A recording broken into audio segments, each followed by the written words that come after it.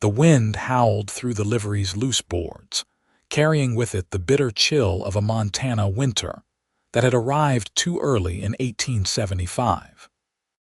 Pearl Anderson clutched her threadbare blanket tighter around her swollen belly, attempting to find comfort on the straw-covered floor among the horses that provided what little warmth she could find in Marysville's only stable.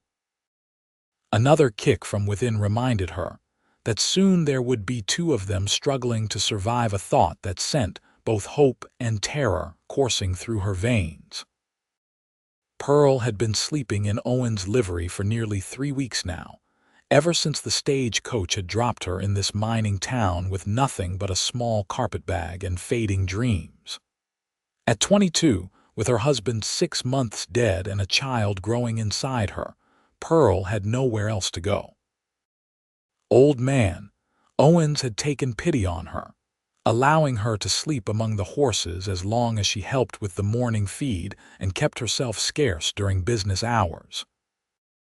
"This ain't no place for a woman in your condition," Owens had grumbled that first night, his weathered face a map of concern despite his gruff tone.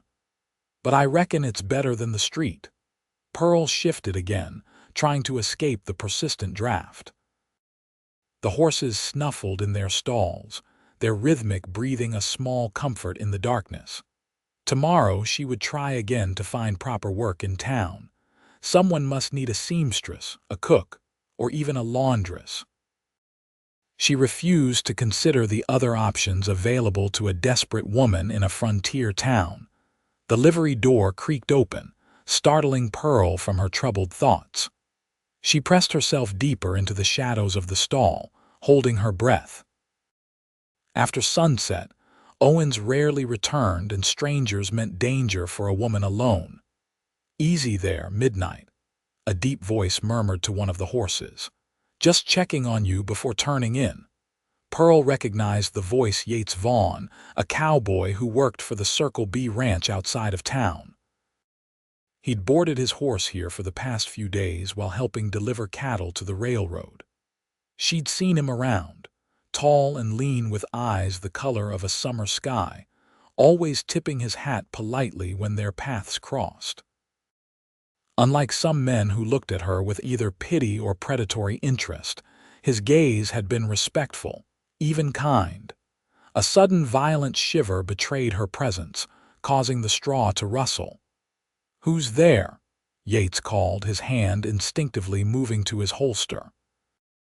Pearl considered remaining silent, but new discovery was inevitable. "Just me, Mr. Vaughn."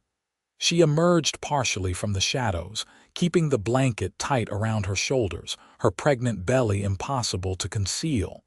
Yates' eyes widened in recognition, then narrowed in confusion. "Mrs.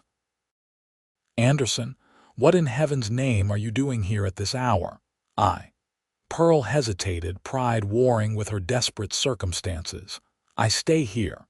Understanding dawned across his features, followed quickly by concern. "You're sleeping in the livery, in your condition." Pearl straightened her back, summoning what dignity she could. "I'm making do until something better comes along." Yates removed his hat, running a hand through his sandy brown hair, a gesture Pearl had noticed he made when troubled. "This isn't right. It's freezing in here and getting colder by the day." "I'm grateful for Mr. Owen's kindness," Pearl replied, her voice steady despite the trembling in her limbs. "Not many would offer even this much to a widow with no family." Yates stood silent for a moment, his gaze moving from Pearl to the drafty walls of the livery and back again. Something shifted in his expression, determination replacing shock. "Mrs. Anderson, I can't in good conscience leave you here. There's a room at Mrs. Hollister's boarding house.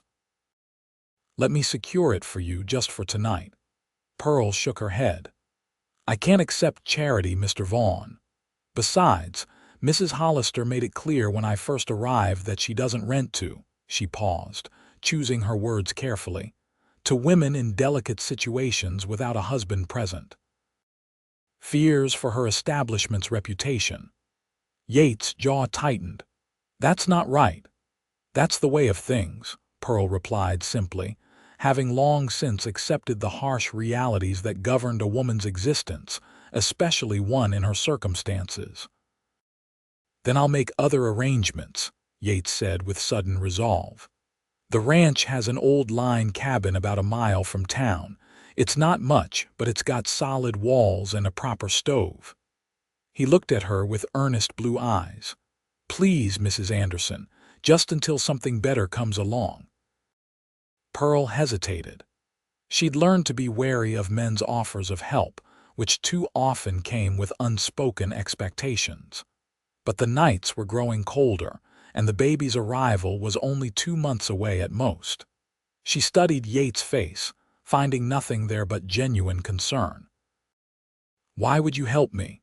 You hardly know me." Yates placed his hat back on his head, adjusting it thoughtfully. "My mother found herself alone with child after my father died in the war. A stranger's kindness made all the difference to her." He offered a small, gentle smile. "Besides, no child should come into this world in a horse stall, not when there's an alternative." Something in his steady gaze and quiet voice broke through Pearl's carefully constructed defenses. Perhaps it was exhaustion, or the cold, or the baby moving restlessly within her, reminding her that her decisions now affected 2 lives. "Very well, Mr. Vaughn," Pearl finally said, "but I insist on working to earn my keep." "We can discuss that tomorrow," Yates replied, relief evident in his voice. "For now, gather your things. My wagon's outside." As Pearl collected her meager belongings, she couldn't help wondering if she was making a terrible mistake in trusting this man. Yet something told her that Yates Vaughn was different, perhaps one of the rare good men her late mother had always insisted existed, even in a place as rough and unforgiving as the Montana Territory. The line cabin was indeed not much, as Yates had warned. A one-room structure of rough-hewn logs with a stone fireplace, small table with 2 chairs, narrow bed frame, and a few shelves holding basic provisions. Yet to Pearl, after weeks in the livery, it seemed like a palace. "The roof doesn't leak," Yates said as he lit the lantern hanging by the door, "and the stove draws well." He moved to the iron stove in the corner, quickly building a fire with practiced efficiency. "There's a small stream about 50 yards behind for water. Outhouse is around the side." Pearl stood in the center of the room, her carpetbag clutched in both hands, suddenly overwhelmed. "Mr. Vaughn, Yates, please," he interrupted gently. "If we're to be neighbors of sorts, formality seems unnecessary." "Yates," Pearl nodded, the name feeling strange on her tongue. "I'm Pearl, and I don't know how to thank you properly for this kindness." He waved away her thanks, busy checking the stove's temperature. "No need, I'll bring more firewood and supplies tomorrow." He straightened up, dusting his hands on his jeans. "The ranch is about 3 miles west. If you need anything at all, someone's always there." Pearl nodded, watching as he moved toward the door, suddenly reluctant to see him leave. For the first time in months, she felt something like safety. "I'll be back at first light with provisions," Yates promised, pausing at the threshold. "Sleep well, Pearl." After he left, Pearl explored her new shelter, running her fingers over the rough walls, testing the firmness of the bed, opening the small cupboard to find it contained a few basic utensils. The fire in the stove crackled cheerfully, already warming the small space. Outside, an owl hooted in the distance. Pearl sat on the edge of the bed, her hand resting on her belly. "Well, little one," she whispered to her unborn child, "it seems our luck may be changing." As promised, Yates arrived at dawn with his wagon loaded with supplies: firewood, food staples, a kettle, extra blankets, and even a rocking chair that he explained had been gathering dust in the ranch storehouse. "Mrs. Hollister agreed to take your laundry work," he informed her as they unloaded the supplies. You won't have to go into town. I'll deliver and collect the linens twice weekly. Pearl frowned. You spoke to Mrs. Hollister about me. Only to arrange the laundry contract, Yates assured her. Said I had a new ranch hand who needed washing done. She doesn't know it's you doing the work. Pearl relaxed slightly. Thank you. That will help tremendously.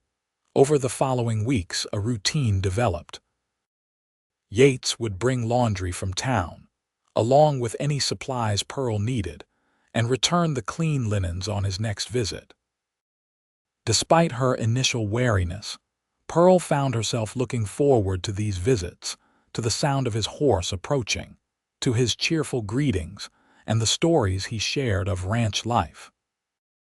One particularly cold afternoon in early December, Yates arrived with his wagon laden with lumber tools and a puzzling array of furniture parts. "What's all this?" Pearl asked, her breath visible in the crisp air as she stepped outside to greet him. "This cabin's too small," Yates stated matter-of-factly. "Baby needs a proper room, and you need more space than a single room affords a woman." Pearl stared at him, momentarily speechless. "You're building an addition." "With your permission," Yates nodded, suddenly looking uncertain. "I should have asked first. Presumptuous of me." "No, it's—" Pearl struggled to find words. "It's incredibly generous, but I can't possibly accept such a gift." Yates removed his gloves, flexing his fingers in the cold. "Not a gift, exactly. The Circle B needs a woman's touch: laundry, cooking for the hands during roundup, maybe some gardening come spring." He looked at her directly. "You said you wanted to earn your keep. I'm offering fair employment with housing as part of your compensation." Pearl studied him, searching for ulterior motives but finding only earnestness. The ranch owner approved this arrangement. "Old man Baxter's happy to have help that doesn't involve hiring another grizzled cowhand who can't cook anything but beans," Yates replied with a smile. "Besides, he owes me some favors." Pearl considered the offer, her practical nature warring with pride.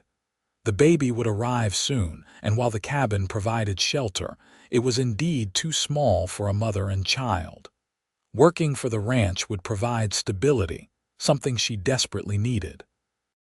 "Very well," she finally agreed, "but I want everything clear and above board, a proper employment agreement." Yates grinned, clearly pleased. Already had the foreman write it up. He pulled a folded paper from his coat pocket. "Take your time reading it. Terms are fair, I made sure of that." Over the next 2 weeks, Yates worked tirelessly on the cabin addition whenever his ranch duties allowed. Other ranch hands occasionally helped, but mostly it was Yates alone, hammering and sawing from dawn until dusk, his determination evident in every precise movement.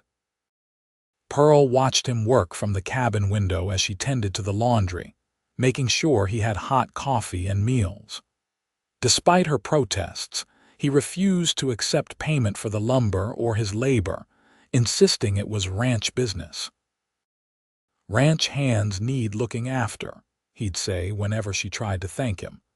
"Just good sense to have you properly settled before the little one arrives." The addition took shape quickly under Yates' skilled hands, a bedroom large enough for a proper bed and a cradle, with a small window facing east to catch the morning light. He built shelves and a wardrobe, installed a larger stove for cooking, and even constructed a covered porch that wrapped around the front of the cabin.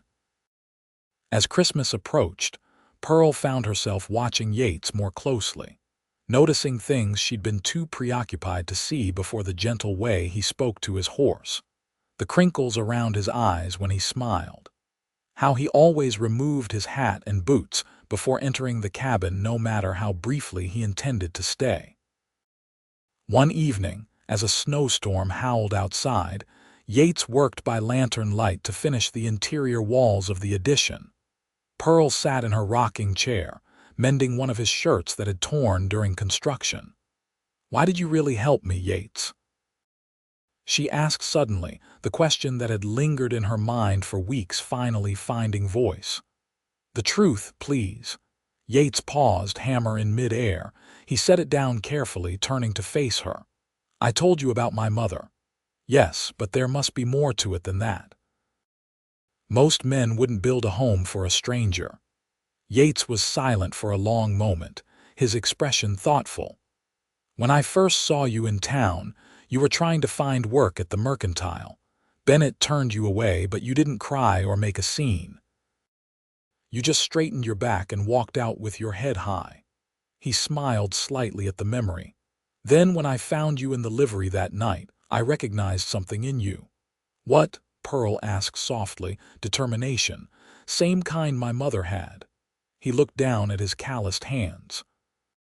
"Life's been hard on you, but it hasn't broken you. That's rare." He met her eyes again. "And worth protecting." The simple honesty of his words touched something deep within Pearl. For months, she'd carried not just the weight of her unborn child, but also the crushing burden of facing the future entirely alone. Yates had lightened that load without demanding anything in return. "Thank you for seeing that in me," Pearl said, her voice barely above a whisper. "Most only see a burden, a problem. Most aren't looking properly," Yates replied with a gentle smile. The moment stretched between them, filled with unspoken possibilities. Then the baby kicked vigorously, causing Pearl to gasp and place her hand on her belly. "Active tonight," she said, breaking the tension. Yates nodded, returning to his work. Strong like the mother, 2 days before Christmas, the addition was complete. Yates had even managed to find a small pine tree, which now stood in the corner, decorated with paper stars Pearl had crafted and dried berries strung on thread. "It's perfect," Pearl said, admiring the finished home that still smelled of fresh-cut lumber and paint. "I never imagined having a place like this again." "Every home needs a proper housewarming," Yates said, producing a small package from his coat pocket. "For the baby." Pearl unwrapped it to find a beautifully carved wooden rattle. "You made this?" she asked, running her fingers over the smooth surface. "Been working on it evenings," Yates admitted. "Not much else to do during winter nights at the bunkhouse." Pearl felt tears spring to her eyes. "It's beautiful, thank you." She had a gift for him as well, a new scarf she'd knitted from wool yarn purchased with her laundry earnings. Yates accepted it with genuine pleasure, immediately wrapping it around his neck. "Best Christmas gift I've had in years," he declared. They shared a simple Christmas dinner the next day: rabbit stew, cornbread, and a small apple pie Pearl had managed to bake in the new stove. As they sat by the fire afterward, Pearl felt a contentment she hadn't experienced since before her husband's death. "Thomas died in a mining accident," she said suddenly, breaking the comfortable silence. She hadn't spoken of her late husband to Yates before. "We'd been married less than a year. I didn't know about the baby until after the funeral." Yates listened quietly as Pearl spoke of her journey from Colorado to Montana, of distant relatives who couldn't or wouldn't help, of her dwindling savings and growing desperation. "I was terrified that night you found me in the livery," she confessed. "Not of you exactly, but of hoping again. Hope has been a dangerous thing for me." "Hope's all that keeps some of us going out here," Yates replied softly. "Yes, I'm beginning to remember that." Pearl smiled at him. "You've given me more than shelter, Yates. You've given me a chance to start again." Their eyes met across the small space, and Pearl saw something in his gaze that made her heart beat faster. She looked away, suddenly uncertain. Her husband had been dead less than a year, and here she was, carrying his child yet finding her thoughts increasingly occupied by another man. The baby arrived on a bitterly cold January night, nearly a month earlier than Pearl had expected. The labor began just after sunset, sharp pains that came in increasing waves, until there was no mistaking what was happening. Panic seized her. She was alone. The baby was early, and the nearest doctor was in Helena, miles away. As another contraction gripped her, Pearl stumbled to the door, somehow managing to light the lantern they'd arranged as a signal for emergencies. Through the blur of pain, she heard the blessed sound of hoofbeats sometime later. Yates burst through the door, snow dusting his shoulders and hat, his face tight with concern. "The baby's coming," Pearl gasped, clutching the table for support. "I'll ride for the doctor," Yates said, already turning back toward the door. "No time," Pearl shook her head, another contraction making her cry out. "Too fast." Yates looked terrified but nodded resolutely. "Tell me what to do." What followed was a night neither would ever forget. Hours of Pearl's labor with Yates following her instructions, bringing water, supporting her as she walked to ease the pain, holding her hand when the contractions became too intense to bear. "You can do this," he kept telling her, his voice steady even when his eyes betrayed his fear. "You're the strongest person I know." Just before dawn, with a final tremendous effort, Pearl brought her daughter into the world. Yates caught the tiny, squalling infant in hands that had built houses and broken horses, but now trembled with the precious weight they held. "A girl," he whispered, awe transforming his features as he carefully handed the baby to Pearl. Pearl cradled her daughter against her chest, exhausted beyond words yet filled with overwhelming joy. "She's perfect," she murmured, counting tiny fingers and toes, marveling at the small face that somehow combined her own features with Thomas's. "She is," Yates agreed, his voice thick with emotion. "Just like her mother." In that moment, something shifted between them, a boundary crossed, a connection deepened beyond friendship or gratitude. "I'll fetch Mrs.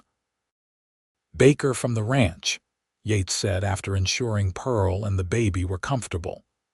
"She's raised 5 children of her own. She'll know what to do next." Before he left, he leaned down and with infinite gentleness placed his hand over Pearl's where it rested on her daughter's back. "You did something miraculous today," he said softly. "I'm honored to have been here." Pearl named her daughter Hope, a testament to what had been restored to her life in the months since arriving in Marysville. Mrs. Baker, the ranch cook's wife, stayed for several days, teaching Pearl the mysteries of motherhood, how to nurse properly, how to swaddle, how to distinguish between different cries. Yates kept his distance during this time, sending provisions with the other hands, respecting the privacy of mother and child during their first days together. But Pearl found herself missing his presence, his steady reliability, the quiet comfort of his company. When he finally returned a week after Hope's birth, Pearl felt an unexpected flutter in her chest at the sight of him standing awkwardly at the door, hat in hand, snow melting on his shoulders. "Didn't want to intrude," he explained, "but wanted to make sure you and the little one were doing all right." "We're well," Pearl assured him, gesturing for him to enter. "Come see her." Yates approached the cradle one he had built himself with reverent steps. Hope slept peacefully, her tiny face relaxed, dark lashes against pale cheeks. "She's grown already," he marveled. "Would you like to hold her?" Pearl offered. The look of alarm that crossed Yates' face nearly made Pearl laugh. "I don't know how," he admitted. "I'll show you." With careful instruction, Pearl placed Hope in Yates' strong arms. The contrast was striking, this tall, weathered cowboy cradling a newborn with such tender caution that it brought tears to Pearl's eyes.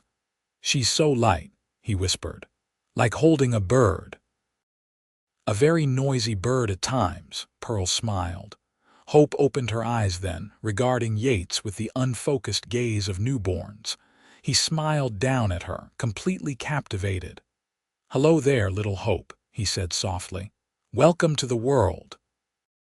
As winter gradually loosened its grip on the Montana landscape, Pearl settled into motherhood.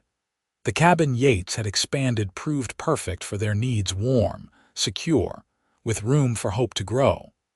Pearl resumed her laundry work for Mrs. Hollister and began taking on sewing for the ranch hands, grateful for work she could do while keeping hope close. Yates visited regularly, always bringing supplies, often staying to share a meal or simply sit on the porch watching the sunset while Pearl nursed hope.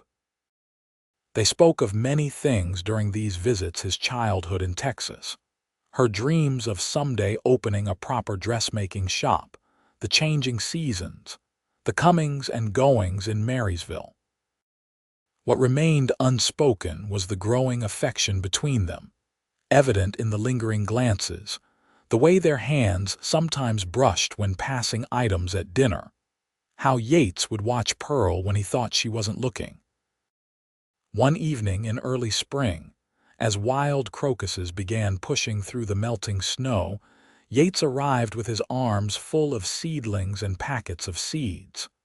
"Thought you might want a garden," he explained. "Fresh vegetables for you and Hope come summer." Together they planned and prepared a plot behind the cabin, Yates turning the soil while Pearl marked rows for different crops, Hope sleeping peacefully in a basket nearby. "My mother always said a home isn't truly yours until you've grown something in its soil," Pearl remarked as they worked. Yates nodded. "Smart woman, your mother. She would have liked you," Pearl said without thinking, then blushed at the implication of her words. Yates straightened, wiping his brow with his sleeve. "I hope so," he said quietly, his eyes meeting hers with an intensity that made her breath catch. The moment was broken by Hope's awakening cries. As Pearl tended to her daughter, she reflected on how naturally Yates had become part of their lives, how the cabin he had built now truly felt like home, not just because of its solid walls and roof, but because of the care and intention behind its construction. That evening, after Hope had been fed and settled in her cradle, Pearl and Yates sat on the porch watching the stars emerge in the darkening sky. "I'll be heading out with the spring roundup soon," Yates mentioned. "Be gone a few weeks, maybe more." Pearl nodded, trying to ignore the hollow feeling his words created. "We'll manage, you've made sure of that." "I know you will," Yates agreed. He hesitated, then added, "I've been thinking about something. Wanted to talk to you about it before I left." "Oh." Pearl turned to look at him, curious about his suddenly serious tone. "I've put aside some savings over the years," he began. "Not a fortune, but enough. Old man Baxter's looking to sell some parcels of ranch land, the section that includes this cabin, actually." He looked out at the darkening landscape. "I'm considering buying it, building a proper ranch house come summer." Pearl's heart quickened. "That sounds wonderful. You deserve a place of your own after all these years of bunkhouse living." Yates nodded, still looking into the distance. "Thing is, a house needs more than walls and a roof to be a home, needs a family." He turned to her then, his expression a mixture of hope and vulnerability that made Pearl's throat tight with emotion. "I know it hasn't been that long since you lost your husband," he continued, "and I'd never presume to replace him in your heart or in Hope's life. But I've come to care for you both more than I thought possible." Pearl's pulse raced as she realized where his words were leading. "I'm not asking for an answer now," Yates said hurriedly. "Just want you to know my intentions. When I return from Roundup, if you think there might be a chance for us, I'd like to court you properly. With your permission." The sincerity in his blue eyes nearly undid Pearl completely. This good, honorable man who had quite literally built her a home when she had nothing was now offering her his heart as well. "Yates," she began, her voice barely above a whisper, "you've given us so much already." "And you've given me purpose," he replied simply. "A reason to build something lasting, to put down roots after years of drifting." Pearl reached across the space between them, taking his calloused hand in hers. "I would be honored by your courtship," she said softly, though I suspect it began months ago, whether we acknowledged it or not. The smile that illuminated Yates' face was like the sun breaking through clouds. With careful movements, he raised her hand to his lips, pressing a gentle kiss to her knuckles. "I'll return as quickly as the cattle allow," he promised. The weeks of Yates' absence stretched longer than Pearl had anticipated. Spring roundup was followed by cattle drives and fence mending that kept him away well into June. His letters arrived sporadically, carried by ranch hands or the occasional stagecoach passenger, each one treasured by Pearl, who read them by lamplight after Hope had fallen asleep. He wrote of practical matters, arrangements for the land purchase, plans for the larger house he intended to build, questions about what features she might want included. But between these lines were tender expressions of his growing feelings, his eagerness to return, his missing Hope's developmental milestones. In his absence, Pearl found herself transforming the cabin, adding small touches to make it more welcoming: curtains at the windows, a braided rug by the hearth, wildflowers in jars on the table. The garden flourished under her care, promising abundant vegetables for the summer months.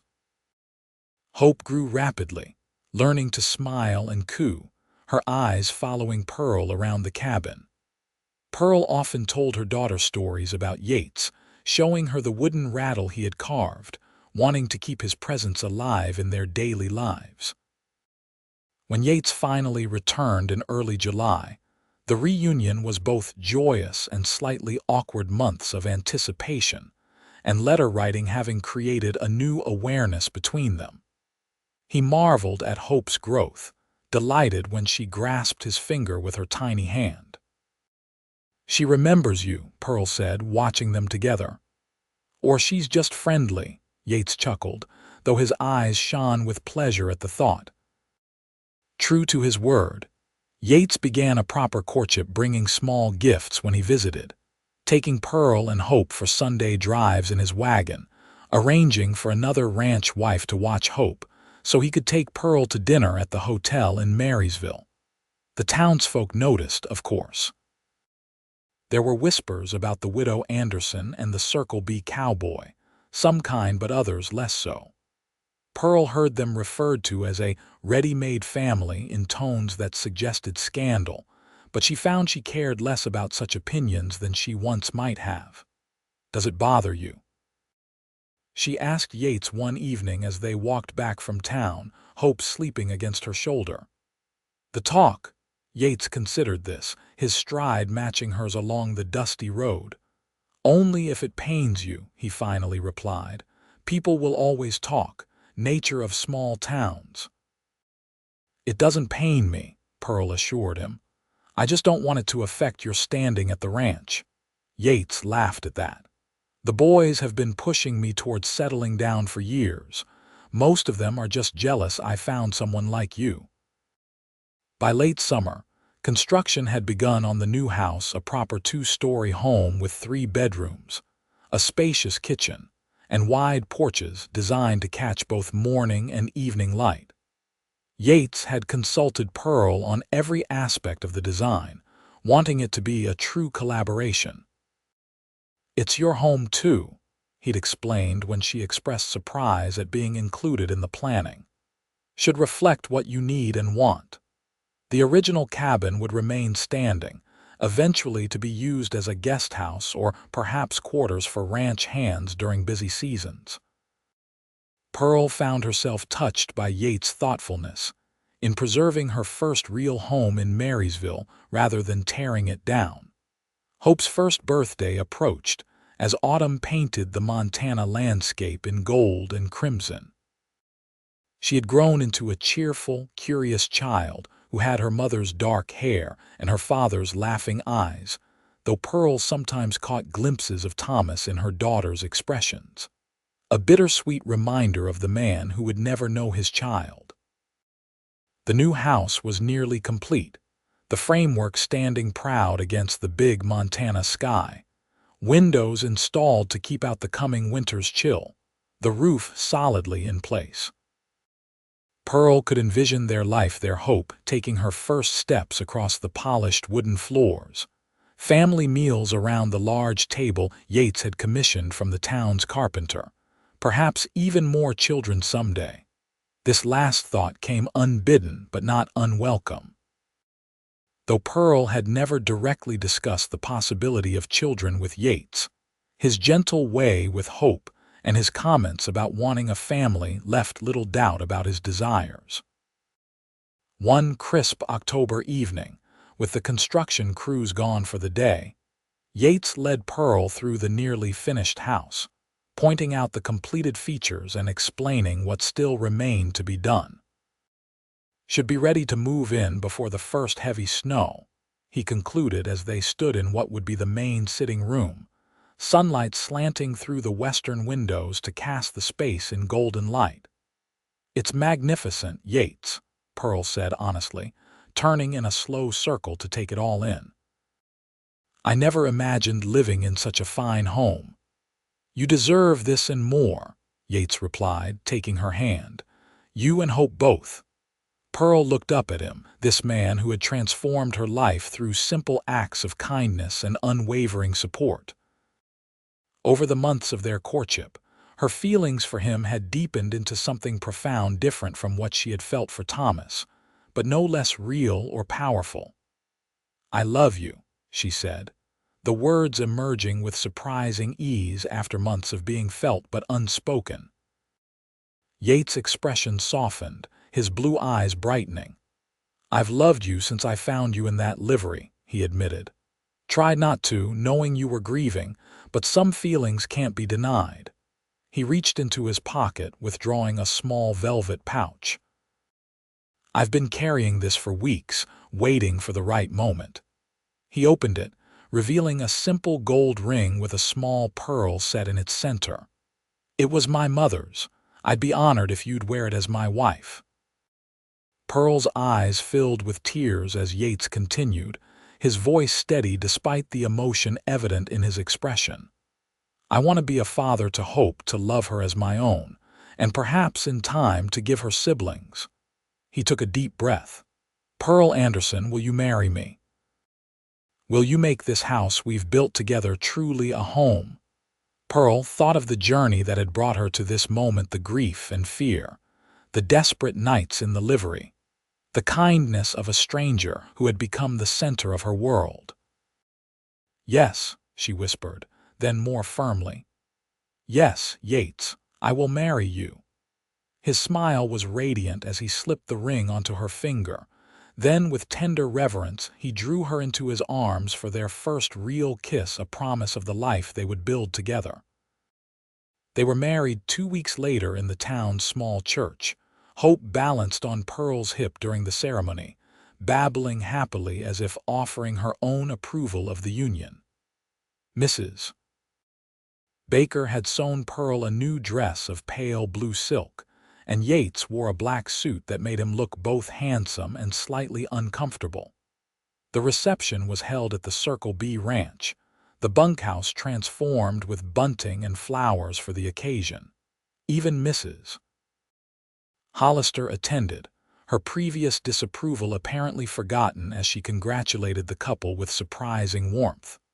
Old man Owens from the livery presented them with a rocking horse for Hope, winking as he told Yates, "Knew you'd do right by her the moment I saw your face that night."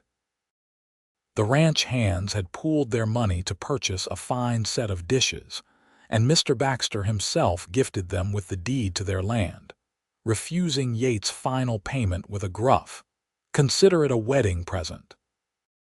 As the celebration continued around them, Yates drew Pearl onto the makeshift dance floor, holding her close as the fiddle player struck up a waltz. "Happy Mrs. Vaughn," he murmured against her hair. The name was new, but it felt right, like a dress perfectly fitted to her form. "Happier than I ever thought possible," she replied truthfully. They moved into the new house the following week, just as the first snow began to dust the Montana hills. Hope delighted in the space to crawl and explore. Pearl reveled in the large kitchen with its new cook stove, and Yates watched them both with quiet pride, pleased to have provided this sanctuary for the family he now called his own. Their first Christmas as a family was a joyous affair. Yates cut a magnificent pine that nearly touched the ceiling of their sitting room, and Pearl decorated it with ornaments she had crafted throughout the autumn evenings. Hope, now walking with increasing confidence, stared at the candles on the tree with wonder, requiring constant vigilance to keep her curious hands safe. "Next year there might be another stocking on the mantel," Yates remarked on Christmas Eve as they sat before the fire, Hope already asleep in her new bedroom upstairs. Pearl looked at him questioningly, then understood his meaning as he gazed meaningfully at her midsection. "How did you know?" she asked, surprised. "I only became certain myself last week." Yates smiled, reaching for her hand. "You've had the same glow about you that was there when I first met you. I've been hoping it meant what I thought it might." Pearl laughed softly. "I was planning to tell you tomorrow as your Christmas gift. But yes, we'll be welcoming another child come summer." Yates gathered her into his arms, his joy evident in the gentle kiss he pressed to her forehead. "Our family grows," he murmured. "This home will be filled with children's laughter, just as I always dreamed. When I came to Marysville, I had nothing but fear and uncertainty," Pearl said, resting her head against his chest. "Now I have everything I could ever wish for." "As do I," Yates agreed. "Though I didn't know what I was missing until I found a pregnant woman sleeping in the livery." Pearl smiled at the memory that now seemed so distant. "And built her a proper home," she added softly. "No," Yates corrected, his arms tightening around her. "We built it together. And we'll keep building it every day for the rest of our lives." Outside, snow fell gently on the Montana night, blanketing the land in pristine white.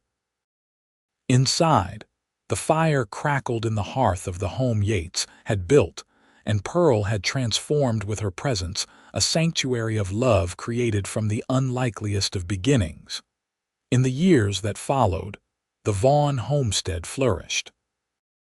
Their second child, a son they named James, arrived the following June, with another daughter, Sarah, born 2 years later. Hope grew into a capable, compassionate young woman who inherited her mother's skill with a needle and her stepfather's love of horses. Yates expanded their property, eventually building the Circle V Ranch into one of the most respected operations in the territory. Pearl opened a small dressmaking shop in town that became known throughout the county for its fine work. Together, they weathered the challenges that life inevitably brought: harsh winters, difficult harvests, childhood illnesses, finding strength in the foundation they had built together. And sometimes, on quiet evenings when the children were asleep and the day's work was done, Pearl and Yates would sit on their porch watching the stars emerge above the Montana hills, their hands clasped between them, marveling at how a chance encounter in a cold livery had led to a lifetime of love and the creation of a true home.